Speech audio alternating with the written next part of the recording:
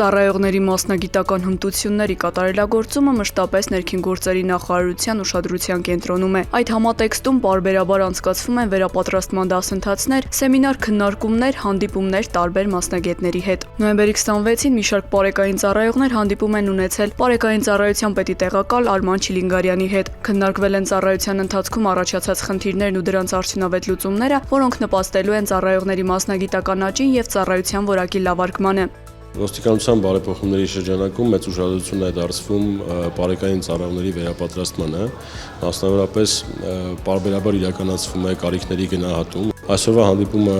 հերթական հանդիպումն է մեր պարեկային ծառայողների հետ եւ նպատակ ունի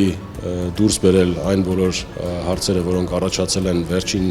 6 ամսվա ընթացքում պարեկային ծառայողների առօրյա գործունեության ընթացքում,